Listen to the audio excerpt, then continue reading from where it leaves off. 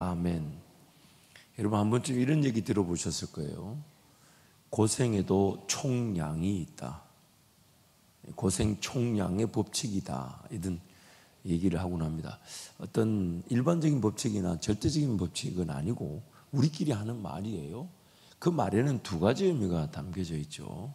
인생에서 고생을 안 하는 사람은 없더라. 그래서 일찍 고생하는 게 낫더라. 그러니까 젊었을 때는 사서라도 고생을 하는 게 낫더라. 만약 그 고생을 모른다면 인생의 후반부의 고생을 당하게 되어 더 어려워지더라.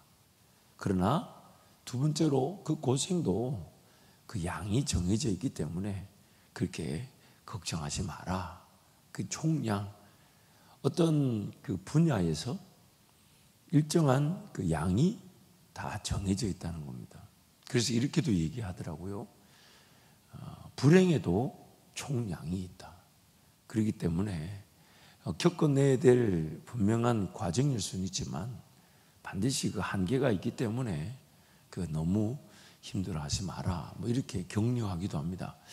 어떤 원인과 결과적 차원에서 그런 사람의 또 우리 존재 자체가 한계가 있잖아요. 그러니까 그런 양들이 정해져 있으니 너무 걱정하지 마라. 그렇게 격려하기도 하는 것 같고, 또 행복에도 총량이 있다고 그러면서 지금 행복하지만 그게 또 내일도 행복할 것이냐 그렇게 생각지 마라. 그러니 겸손하게 인생을 대하려고 해라. 그렇게 얘기들을 하더라고요. 물론 제가 봤을 때 절반은 맞고 절반은 글쎄요. 성경에서는 그렇게 그 정도 수준에서 이야기가 끝나지 않습니다. 오늘 우리는 태어날 때부터 죄인으로 태어났습니다. 이것을 그릇으로 비유하자면 주인이 뭔가 영광을 위해 만든 그릇인데 안타깝게도 그 그릇이 더러워져 있다는 것이죠. 그래서 하나님의 자녀인 우리에게 그 구원의 사랑은 다시 말하면 깨끗해질 수 있는 기회로서 거듭나게 된 것입니다. 그러니 먼저 우리는 그 더러움이 뭔지를 알아야 되고 그 더러움을 정결하게 하는 과정을 반드시 거쳐야만 합니다. 근데 그 더러움을 정결하게 하는 그 과정이 어떤 욕구, 욕심, 정욕을 십자가에 못 박듯 이제 그런 걸 포기하고 내려놓아야 되는 것이죠. 근데 그것이 잘못된 결정을 정욕과 욕심과 탐욕에 따라 잘못된 결정을 하다 보니까 이제 어려움이, 고난이, 고생이 생기더라는 겁니다. 그 결정과 그 선택이 이런 아픔을 만들어낼 줄 몰랐다는 것이죠. 그래서 그 적절한 그 고난은 양을 가지고 있어서 하나님의 백성이랄지라도 그 고난을 피할 수가 없어야 되고, 왜냐하면 당하든 계획을 하든 그 고난의 일정한 양을 우리에게 요구하고 있기 때문입니다. 죄의 상태가요. 성경이 이렇게까지 얘기하죠. 너희가 아직 죄와 싸워 피 흘리기까지 상대하지 않았다. 그러니 그 피 흘리기까지 죄와 상대해야 된다는 것이 우리에게 요구되어지고 있는 것이죠. 물론 우리 힘으로 죄와 상대하거나 피 흘리기까지 싸워 이길 만한 능력은 없습니다. 성령께서 죄를 이기도록 도와주시고 피 흘리기까지 싸우도록 도와주셔서 죄가 극복되게 하시기에, 죄가 처리되기 위해서는 일정한 양의 그 고난과 고생은 피할 수가 없는 셈이죠. 그 고난의 양이 요구되고 있는 것입니다. 요구되고 있다는 말은 피할 수가 없다는 얘기죠.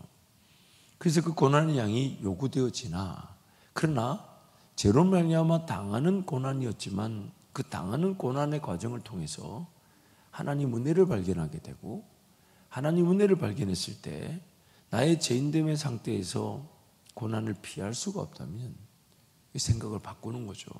차라리 내가 고난을 계획하고 고난을 내가 미리 취하는 게 어떨까? 그렇게 방향을 바꾸도록 하나님께서 만들어 주신다는 겁니다. 그리고 그렇게 고난을 바꾸게 될 때 고난은 더 이상 문제가 아니라 목적이 되고, 고난은 특권이 되고 기회가 되게 되는 것입니다. 그래서 빌립보서 1장 29절 말씀 함께 선포합니다. 그리스도를 위하여 너에게 은혜를 주신 것은 다만 그를 믿을 뿐 아니라 또한 그를 위하여 고난도 받게 하려 하심이라. 은혜와 고난이 함께 주어진다는 겁니다. 오히려 성경이 이렇게 말하죠. 고난이 없이는 은혜도 없다. 여러분, 우리가 구원을 받았을 때 우리는 그저 믿게 되었지만 고난이 없지 않았습니다. 예수님께서 내가 당해야 될 고난을 당해 주셨기 때문입니다. 어떤 은혜든지 간에 고난이 없었던 은혜는 없습니다. 인내하고 참고 견디고 죽을 것 같은 시간들이 있을 수 있습니다. 그러나 하나님의 은혜는 그 고난 가운데 꽃으로 핀 것이죠. 그러나 그것이 그저 나에게 주어졌기 때문에 우리가 그 고난을 잘 모를 뿐입니다. 없었던 것이 아니라 예수님께서 대신 당해 주셨기 때문에 우리가 그 고난이 없이 은혜를 누린 것처럼 보이나, 이제 우리의 성장 과정 속에 더욱 정결하게 하고 깨끗하게 해서 주인의 십시에 합당한 그릇이 되는 것처럼 하나님께서 우리를 그 죄 가운데서 거룩하게 하실 때에 그 고난이 있을 수밖에 없는 것입니다. 그래서 오늘 17절 18절 말씀 함께 선포합니다. 자녀이면 또한 상속자 곧 하나님의 상속자요 그리스도와 함께한 상속자니 우리가 그와 함께 영광을 받기 위하여 고난도 함께 받아야 할 것이니라. 생각하건대 현재의 고난은 장차 우리에게 나타날 영광과 비교할 수 없도다. 고난도 함께 받아야 할 것이다. 배제하는 것이 아니라 또한 선택사항도 아닙니다. 필수 과정입니다. 이것을 모르기 때문에 평생 나에게 고난을 일으키는 그 정욕과 탐심이 우리를 괴롭히게 되는 것이죠. 그래서 예수 그리스도의 사람들은 육체와 함께 그 정욕과 탐심을 십자가에 못 박았느니라. 갈라디아서 5장 말씀에서 말씀하고 있습니다. 그렇기 때문에 우리 삶은 이제 그 고난의 과정을 반드시 거쳐야만 합니다. 고난을 몰라도 거쳐야 되기 때문에 신앙의 성장이 없었던 것이나, 이 고난을 이해하게 되면 신앙은 올바르게 성장할 수밖에 없습니다. 그리고 그 신앙의 성장 과정 속에 이제 그 고난은 당하는 고난이 아니라 자발적으로 취하는 고난이 되어 특권이 되게 되는 것이죠. 그래서 지나고 보면 특권으로서의 그 고난, 특권으로서의 그 고난의 자리에 서게 될 때에는 반드시 죄로 인한 그 고난의 과정 없이 서는 사람은 없죠. 마치 사람의 성장 과정 속에 그 젖을 먹는 유아기의 시절 없이 바로 어른으로 성장하는 사람이 없듯이, 죄가 우리를 어떻게 괴롭히고 있으며, 죄가 어떻게 우리를 사로잡고 있으며, 죄가 어떻게 우리를 힘들게 하고 넘어지게 하는지, 그로 인한 그 고난이 무엇인지를 다 경험하고 그 가운데서 이제 본질적인 삶의 방향, 올바른 삶의 방향으로 전환되게 하시죠, 하나님께서. 그리고 그 전환이 됐을 때 이제 그 고난은 더 이상 당하기만 하는 것이 아니라, 물론 여전히 당하는 고난의 위험이 있죠. 죄가 우리를 여전히 사로잡고 있으니 그 고난이 당할 수밖에 없는 건데, 그러나 이제 그 고난의 자리에 참여하고자 하는 성도들로 성장하게 되는 것입니다. 그래서 고난은 두 가지 종류가 있는 거죠. 예수 그리스도를 믿고 하나님의 자녀가 된 하나님의 백성들이 그리스도의 그 죽음과 부활에 참여하기 위해 고난을 특권으로 여기는 겁니다. 내년에는 아멘이 나올 줄 믿습니다. 어떻게 하면 특권이 될까요? 그게 오늘 우리 기도 제목인 것이죠. 어떻게 하면 내 몸을 쳐서라도 예수 그리스도의 그 고난에 참여할 수 있는 걸까요? 어떻게 하면 사도 바울의 고백처럼 예수 그리스도의 그 십자가의 흔적을 가질 수 있는 걸까요? 어떻게 하면 그 십자가만 자랑한다고 하는 걸까요? 이것이 이제 우리가 목표로 세워야 될 삶의 방향인 것이죠. 어떻게 하면 예수님을 더 알 수 있는 걸까요? 어떻게 하면 예수님을 더 맛볼 수 있는 걸까요? 그러기에 예수님을 맛보기 위해서는 예수님의 십자가를 배제할 수가 없는 것이죠. 그럼 예수님의 십자가를 묵상할 때 그분은 왜 십자가를 지신 걸까요? 누구 때문일까요? 내가 져야 될 십자가를 대신 져주신 것이죠. 그럼 나는 십자가를 안 져도 되는 걸까요? 십자가 그것을 피해도 되는 걸까요? 그래서 예수님을 더 알고 싶은 사람들은 세상의 그 어떤 가치에 휘둘릴 수가 없었던 모양입니다. 왜냐하면 그것이 궁금하지 않았고 예수님의 십자가만이 궁금했던 것이죠. 그래서 오늘 고난은 그리스도인들에게 더 이상 고난으로 남아있지 않습니다. 고난을 이해하고 고난의 과정을 통해 더 깊은 하나님의 사랑을 경험하게 되는 순간 더 이상의 고난이 없고 고난이 없는 삶을 추구하는 것이 아니라 고난 그 자체를 특권으로 여기는 것이죠.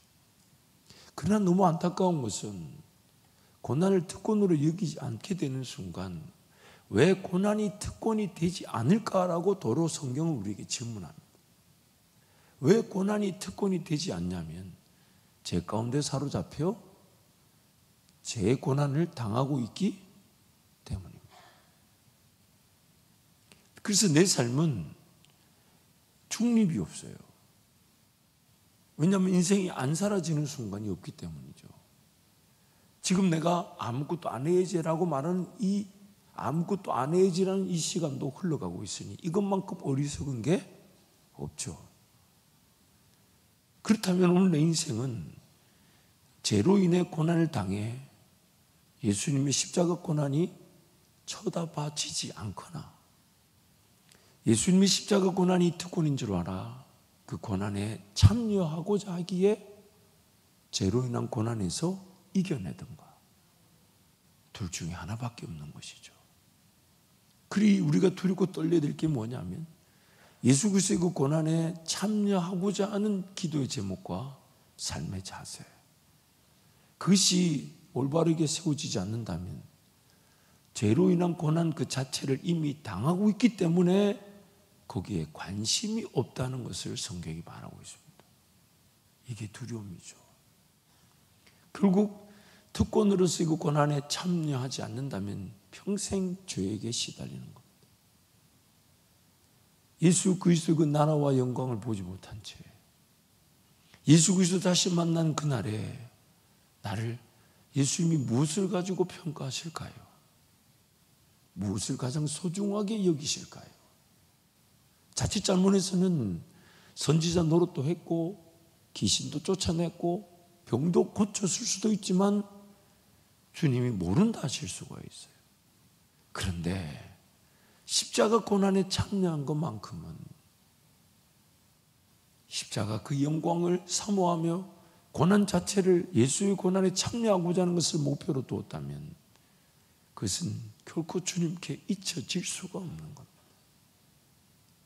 사도 바울을 부르실 때 이렇게 예언하시죠.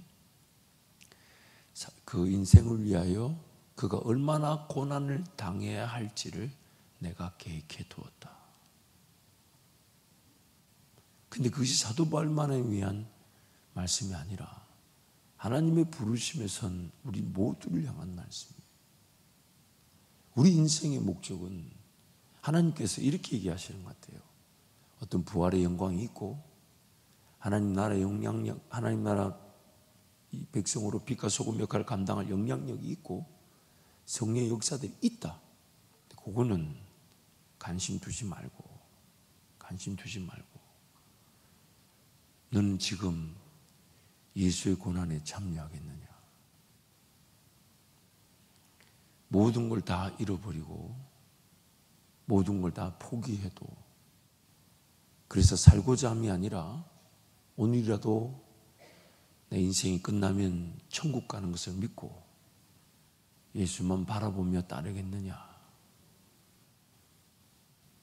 그것 자체가 목적이 되기를 원하시죠. 그 이후에 뭐가 있고 없고가 아니고 그 이후에 뭐가 있기 때문에 이겨내라. 그것도 틀린 말은 아니에요. 그러나 하나님의 모든 관심은 그 고난이 끝이라 해도 그 고난을 삶의 목적으로 삼겠느냐, 그 삶의 목표로 두겠느냐. 죽을 것 같은데, 죽을 것 같은 그것이 그렇게 죽음으로 끝나더라도 예수만 바라보겠느냐. 하나님 우리에게 도로 그렇게 물으시는 것 같습니다. 그래서 베드로전서 2장 19절 21절 말씀 함께 선포합니다. 부당하게 고난을 받아도 하나님을 생각함으로 슬픔을 참으면 이는 아름다우나 죄가 있어 매를 맞고 참으면 무슨 칭찬이 있으리요. 그러나 선을 행함으로 고난을 받고 참으면 이는 하나님 앞에 아름다우니라. 이를 위하여 너희가 부르심을 받았으니 그리스도 너를 위하여 고난을 받으사 너에게 본을 끼쳐 그 자취를 따라오게 하려 하셨느니라. 아멘. 죄로 인한 고난을 당하겠느냐, 아니면 하나님의 뜻과 그 나라를 위해 고난에 참여하겠느냐. 이왕이면, 이렇게 성경이 이렇게 말하죠. 이왕이면 선을 행함으로 고난을 당하는 게 낫지 않겠느냐. 그 죄 때문에, 그 죄악 때문에 쓰러져서 넘어지는 고난을 피할 수가 없다면 선을 행하면서 고생하는 게 좀 낫지 않겠느냐. 그것이 더욱 안전하지 않겠느냐. 우리 그렇게 제안하고 계십니다. 더 성장할 기회가 되는 것이죠.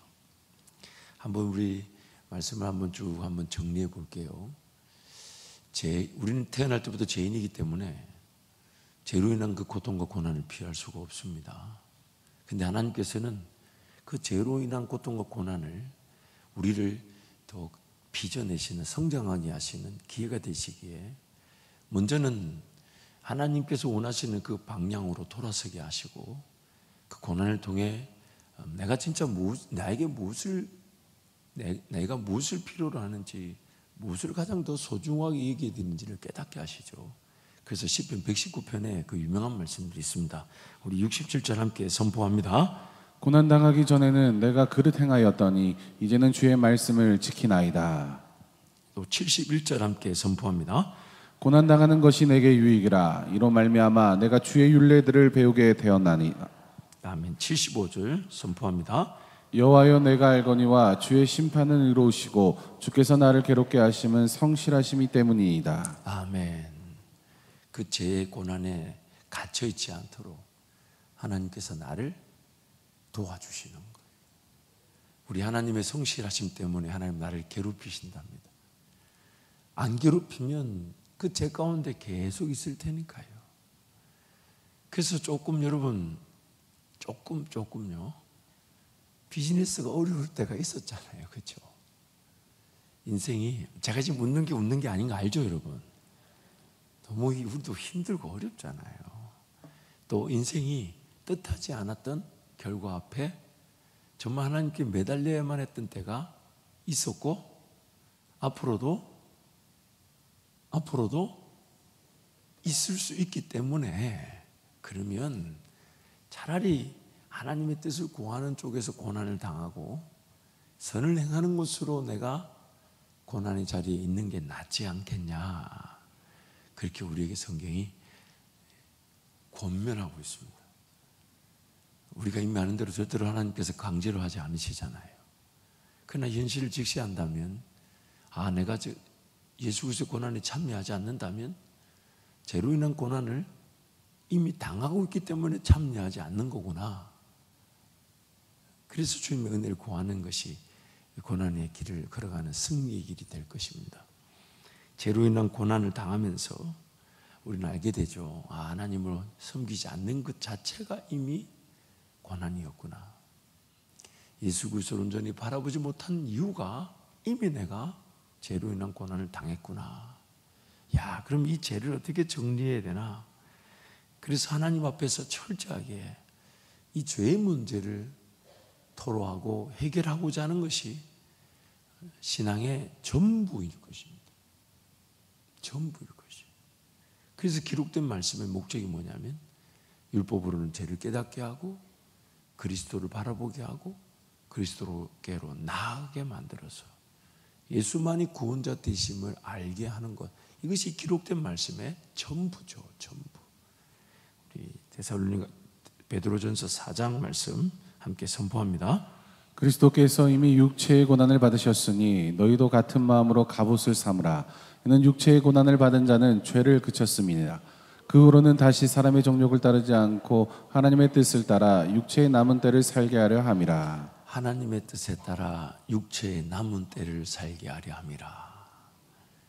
그러기에 오늘 우리의 방향이 예수 그리스도의 고난에 참여하는 방향으로 전환되기를 하나님께서 도와주고 계신 것입니다. 그러면서 이제 그 고난에 참여하고자 할 때 하나님께서는 그 순식간에 죄로 인한 고난을 잘 이렇게 처리하거나 정리해 주지 않으시죠. 일정 기간 그것을 감당하게 하시고 그 죄로 인한 고난의 자리에서 인내하게 하시고 감내하게 하시죠. 왜냐하면 쉽게 지나갔다가는 그 죄로 인한 고난을 제대로 이해할까요? 못할까요? 저와 여러분은 존재를 잘 알잖아요. 한번 말해주면 딱 알아듣나요? 그럼 이때까지 설교를 이렇게 많이 할 필요가 없어요. 저는 저보고 성도님들이 목사님 어떻게 매일 설교 준비하냐 그러는데 저에게 두 가지의 믿음이 있어요. 첫 번째는 하나님께서 내일의 말씀을 오늘 깨닫게 하실 것이다, 이 믿음이 있고, 두 번째는 여러분의 죄성으로 말미암아 반복이 돼도 괜찮다. 물론 그 반복 그 자체를 목적으로도 만들죠. 그럼 쫓겨날 일이고, 그러나 저와 여러분의 그런 죄성으로 우리는 특별히 망각이라는 특별한 은사를 가지고 있기 때문에, 물론 또 얼마 전에 우리 성도님 중에 한 분이 제가 담임 목사 된 그날부터 지금까지 설교를 다 요약 정리해서 이만큼 보내주셨어요. 그걸 받으면서 한편으로는 참 대단하고 감사한데, 하나님 저에게 메시지를 던지는 거죠. 성도들이 망각한다고 반복해서는 안 된다. 전 도전인데.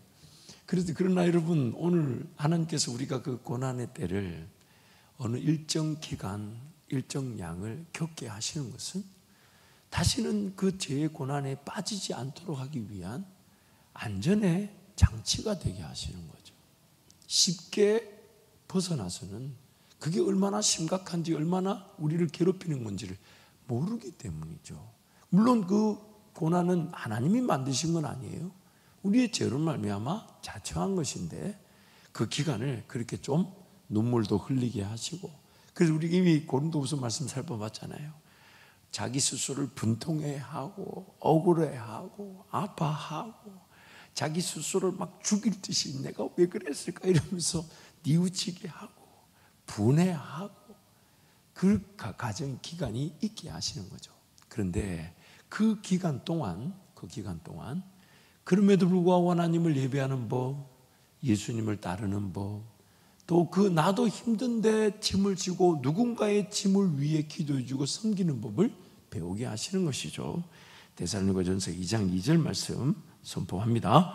너희가 아는 바와 같이 우리가 먼저 빌립보에서 고난과 능욕을 당하였으나 우리 하나님을 힘입어 많은 싸움 중에 하나님의 복음을 너에게 전하였노라. 하나님을 힘입어 고난과 능욕 그 많은 싸움 중에 복음을 전하는 그 은혜를 누렸다. 또 베드로전서 4장 19절도 함께 선포합니다. 그러므로 하나님의 뜻대로 고난을 받는 자들은 또한 선을 행하는 가운데에 그 영혼을 미쁘신 창조주께 의탁할지어다. 고난을 받는 가운데 선을 행하는 창조주 하나님께 의탁할지어다. 이게 오늘 우리가 반드시 배워야만 하는 고난의 과정인 것입니다.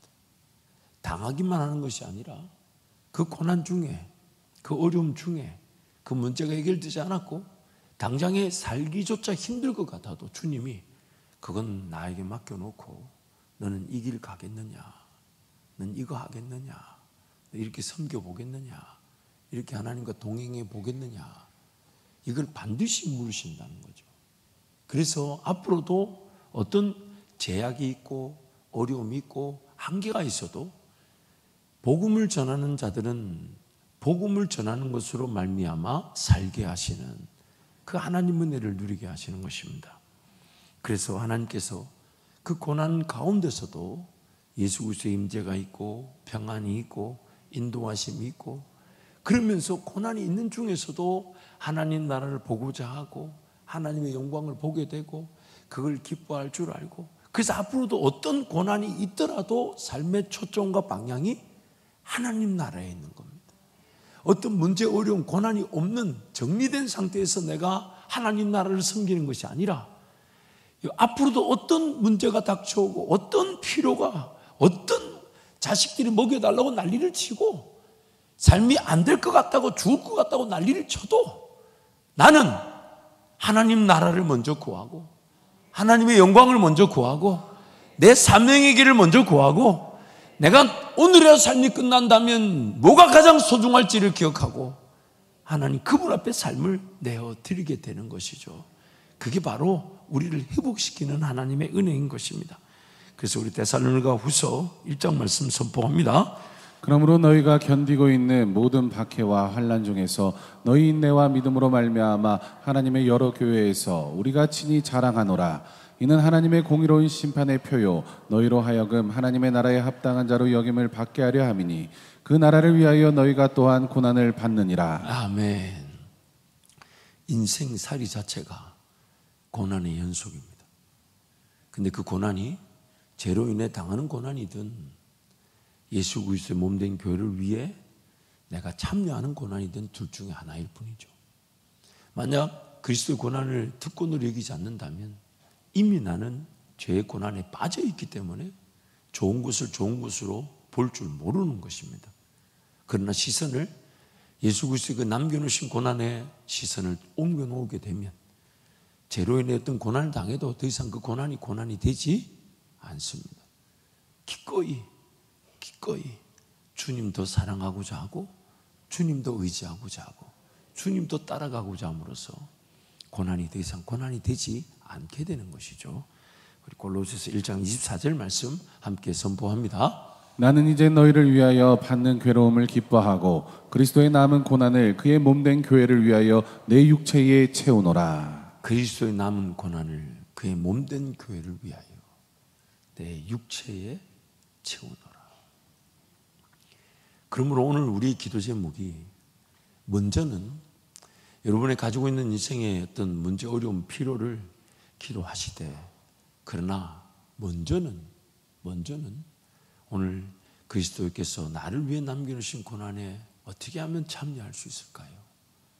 그것이 교회를 위해 고난을 당하는 것이라 하셨으니 그럼 그 교회를 위한 고난에 내가 어떻게 참여하면 좋을까요?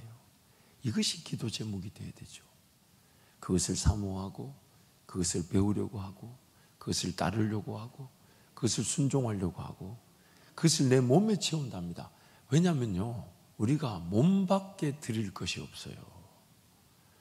주님이 주신 게 몸밖에 없어요. 이 몸을 드리면 돈이 필요하면 돈이 오고요 사람이 필요하면 사람이 오는데 내 몸 안 드리고서